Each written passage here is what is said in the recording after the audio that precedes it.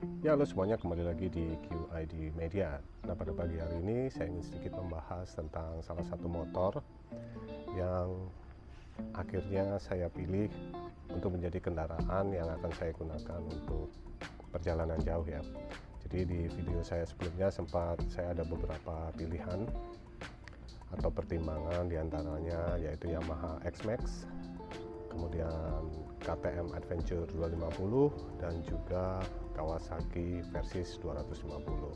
Nah, sebetulnya pembahasan ini lebih untuk berbagi ya, dan ada beberapa alasan kenapa saya akhirnya memilih motor ini.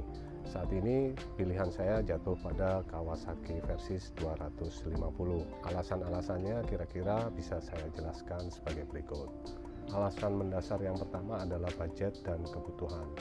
Karena dana yang saya miliki juga terbatas, kemudian dari kebutuhan-kebutuhan yang saya susun, saya membutuhkan motor ini untuk melakukan perjalanan jauh, itu yang paling utama. Kemudian dari CC sendiri saya tidak ingin yang terlalu besar, dan untuk top speed mungkin itu prioritas yang sekian ya buat saya, tapi semuanya itu pasti subjektif ya, itu tergantung selera teman-teman masing-masing juga gitu nantinya kalau misalnya memilih motor. Nah, alasan yang kedua adalah fungsionalitas dari motor itu sendiri. Tentunya kalau saat ini dari sisi saya pribadi sudah tidak lagi mencari motor yang mungkin secara tampilan sporty abis begitu ya, kemudian top speednya yang sangat moncer begitu, tapi saya lebih mencari ke fungsionalitasnya, artinya bisa digunakan di medan apapun, kemudian bisa melewati jalan-jalan di Indonesia yang tentunya tidak semuanya mulus begitu. Tapi saya pribadi bukan tipikal orang yang cenderung untuk melakukan perjalanan ke jalur terabasan ya, tetapi ada kalanya kita dalam melakukan satu perjalanan pasti akan melewati medan-medan yang tanpa kita duga mungkin jalannya itu bisa rusak atau belum tersentuh oleh aspal. Jadi tentunya membutuhkan motor yang secara ground clearance itu aman ya dari jalan-jalan yang rusak tersebut, sehingga membutuhkan motor yang memadai untuk melewati jalan tersebut. Nah, memang pada kelas yang setipe, pada Kawasaki Versys 250 ini ada beberapa tipe motor ya, dan yang terbaru mungkin kalau teman-teman semua tahu ada Suzuki V-Strom 250. Sempat juga saya mempertimbangkan motor tersebut, tapi setelah saya pertimbangkan dari sisi harga kemudian value for money dari motor tersebut, akhirnya pilihan tersebut jatuh ke Kawasaki Versys 250. Nah, ini motornya kebetulan saya cover plastik karena bisa saya cuci, dan tadi malam hujan cukup deras karena di rumah saya air hujan kalau tertiup angin bisa masuk ke area garasi. Nah, dalam mempertimbangkan motor ini bukan saya hanya mempertimbangkan kelebihannya saja, tetapi juga motor ini juga memiliki beberapa kekurangan, karena menurut saya setiap motor pasti mempunyai kelebihan dan kekurangan masing-masing. Mungkin di satu sisi mesinnya sangat powerful, tetapi fitur yang lainnya tidak mendukung untuk jalur terabasan, atau sebaliknya sangat enak untuk di jalur terabasan tetapi tingkat kenyamanan ini dari sisi joknya, kemudian posisi ridingnya yang kurang pas ya. Nah, memang semuanya itu juga sekali lagi subjektif ya, itu tergantung ke masing-masing rider karena mempunyai preferensi masing-masing. Jadi di Kawasaki ini juga sudah saya berikan beberapa add-ons tambahan yang bisa saya katakan cukup plug and play lah ya. Jadi saya memang mencari motor yang mudah juga untuk diberikan aksesoris tambahan, terutama untuk mendukung perjalanan jauh. Jadi mungkin ada beberapa yang akan saya buatkan di video berikutnya, atau mungkin kalau teman-teman sempat cek, saya sempat upload di video shorts yang saya buat, sudah saya upgrade di beberapa posisi. Nah, kelebihan pertama yang menjadi alasan kenapa saya memilih Kawasaki Versys ini, salah satunya adalah dari sisi ukuran ya, dimensi. Motor ini memang cukup besar, cukup tinggi juga, tetapi tidak terlalu bongsor menurut saya. Dari sisi desainnya pun saya ada beberapa bagian yang sebenarnya juga kurang pas atau kurang menyukai, terutama di bagian lampu depan yang terlalu besar ya, terlalu gemuk menurut saya, terlalu tembem begitu. Nah, cuman dengan pertimbangan-pertimbangan yang lainnya akhirnya tetap saya memilih Kawasaki Versys ini.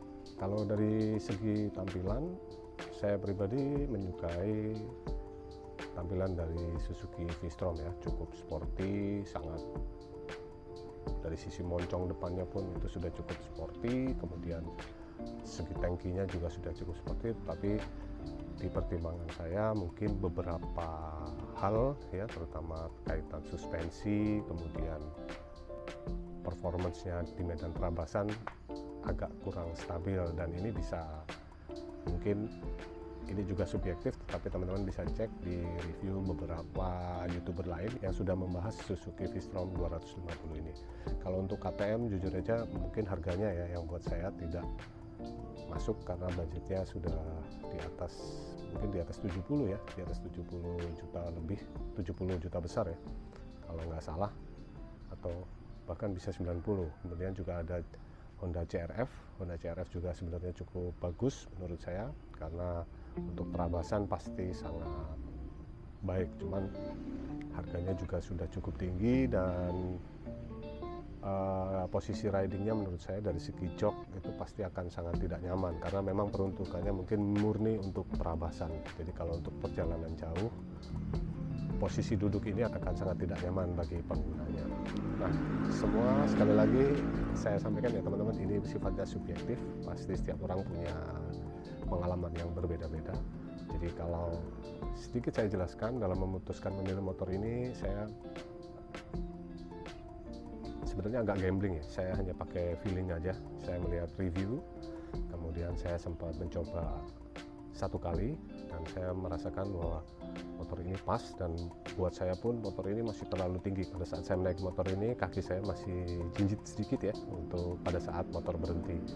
Jadi sebenarnya secara dimensi motor ini cukup tinggi sekali, tapi ya itulah, memang motor ini didesain khusus untuk aktivitas touring atau adventure, light adventure. Jadi kalau di beberapa review sempat disebutkan mungkin perbedaannya sekitar 80-20 ya, 80 untuk aktivitas on road dan 20% untuk aktivitas off road.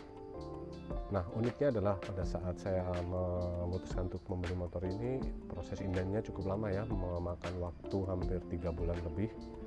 Jadi saya nggak ngerti juga apakah memang motor ini sangat diminati begitu, atau memang proses produksinya yang terbatas sehingga pesanan atau orderan yang datang itu lebih difokuskan untuk hal yang lain. Misalnya saat ini Kawasaki ZX25 juga cukup banyak peminatnya, dan pemesannya juga kalau nggak salah itu cukup ngantri ya. Jadi bisa jadi proses produksi difokuskan untuk motor-motor sport terlebih dahulu.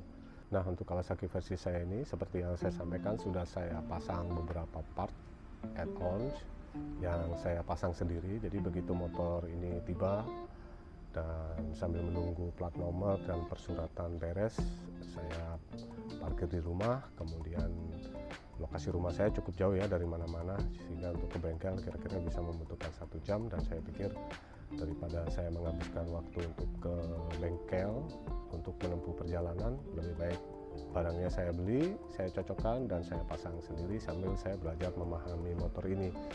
Jadi pure motor ini saya bangun atau saya pasang add-onnya itu saya kerjakan sendiri. Mudah-mudahan saya bisa lebih memahami fungsi dari add-on tersebut dan karakter motor ini setelah mendapatkan tambahan add-on tersebut. Nah, Kawasaki Versys ini merupakan motor dengan mesin 249 cc, 2 silinder, dan dengan kapasitas tangki bensin hampir 17 liter. Nah, ini juga menjadi salah satu pertimbangan saya.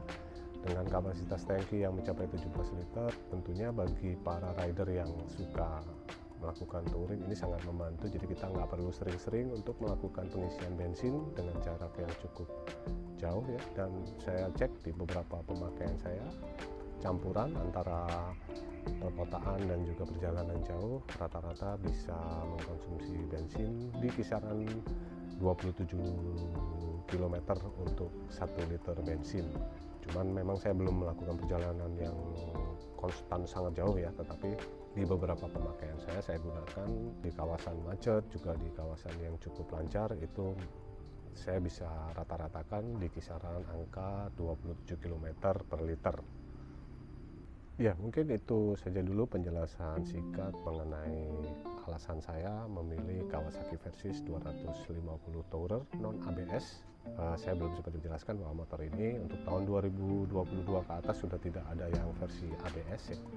Dan menurut saya pribadi masih worth it sih memilih motor ini karena mempunyai beberapa fungsi yang sangat mendukung untuk aktivitas touring, dan untuk perawatannya sendiri tidak terlalu rumit.